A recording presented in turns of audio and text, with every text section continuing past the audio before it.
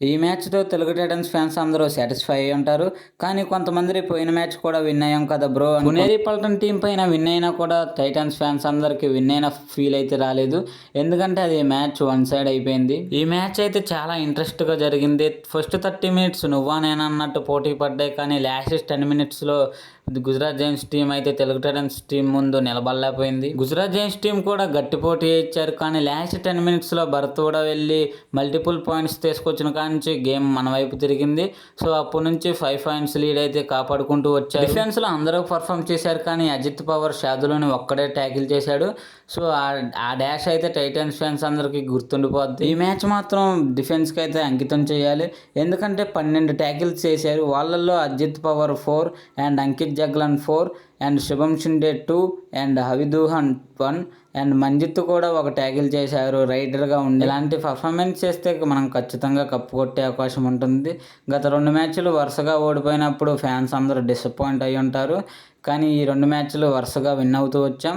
So చెల్లుకు చెల్లు అయిపోయింది. So ఇంకా మన టార్గెట్ వచ్చేసి పాయింట్స్ టేబుల్లో 4th ప్లేస్లో ఉంటాం.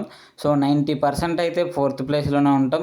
ఇంకా 10% అయితే ఇంకా లాస్ట్ మ్యాచ్ కూడా విన్ అవుతే 100% అయితే ఉంటాం.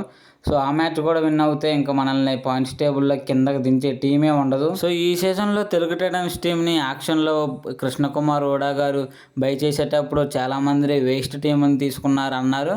అండ్ భరత్ కూడా అండ్ పవన్ షెరావత్ని కంపేర్ కూడా చేశారు. భరత్ కూడా పవన్ షెరావత్ కంటే ఎక్కువ ఆడతారా అని అన్నారు. అండ్ ఆక్షన్లో కూడా పవన్ షెరావత్ కన్నా భరత్ కూడాకి ఎక్కువ మనీ పెట్టి తీసుకున్నారు. సో వాళ్ళందరికీ భరత్ కూడా సమాధానం ఆడుతూ చెప్తున్నారు. అండ్ పవన్ షెరావత్ కూడా నెంబర్ 1 ప్లేయరు. మన తెలుగు టైటన్స్లో ఉన్నప్పుడు దుమ్ము రేపారు అన్ని టీమ్స్కి. సో ఈ సీజన్ అతను బ్యాడ్ లక్ అనుకుంటా. సో పవన్ షెరావత్కి ఇంకా ఒకే ఒక ఛాన్స్ ఉంది. ఇండియన్ టీంలో ఆడితే మళ్ళీ పీకేఎల్ సీజన్ 13లోకి వచ్చే అవకాశం అయితే. సో మన Telugu Titans team head coach Krishnakumar Hooda గారు అయితే తెలుగు టైటన్స్ ఫ్యాన్స్ అందరూ గుండెల్లో నిలిచిపోతాడు. ఎందుకంటే ఎప్పుడో సీజన్ 4లో క్వాలిఫై అయ్యాం, మళ్ళీ ఇప్పుడు సీజన్ 12లో క్వాలిఫై అయ్యాం. సో 7 ఇయర్స్ తర్వాతకి మళ్ళీ క్వాలిఫైలో అడుగు పెడుతున్నాం. ఈసారి కప్పు తీసుకొని వెళ్తాం. అండ్ కృష్ణకుమార్ ఓడా గారి పేరు మీద పీకేఎల్లో దబాంగ్ ఢిల్లీ కేసీ టీంకి ఒక్కసారి కప్పు అందించాడు. అండ్ తెలుగు టైటన్స్ టీంకి కూడా కప్పు అందిస్తాడని తెలుగు టైటన్స్ ఫ్యాన్స్ అందరూ అయితే ఫిక్స్ అయిపోండి. సో ఈ మ్యాచ్లో అన్నట్టే తెలుగు టైటన్స్ టీం మొత్తం కలిసికట్టుగా ఆడితే మనం ఖచ్చితంగా కప్పు కొడతాం. సో మనకి ఈ మ్యాచ్లో కూడా థర్డ్ రైడర్ లైన్ లోటు అయితే కనిపించింది. మంజిత్ని స్టార్టింగ్ 7లో తీసుకొచ్చాడు. కానీ మంజిత్ నుంచి ఒక్క రైడ్ పాయింట్ కూడా లేదు. అండ్ స్టార్టింగ్ 7లో తీసుకొచ్చినందుకు ఒక ట్యాకిల్ అయితే చేశారు. సో మనకు థర్డ్ రైడర్ ప్లేస్లో మంజిత్ ఆడితే బెటరా లేదా వేరే రైడర్ని తీసుకొస్తే బెటరా అనేది కామెంట్ చేయండి. సో నేనైతే మంజిత్ ఆడితేనే బెటర్ అనుకుంటున్నాను. అండ్ ఈ సీజన్లో కప్పు కొడతామా లేదో అనేది కూడా కామెంట్ చేయండి.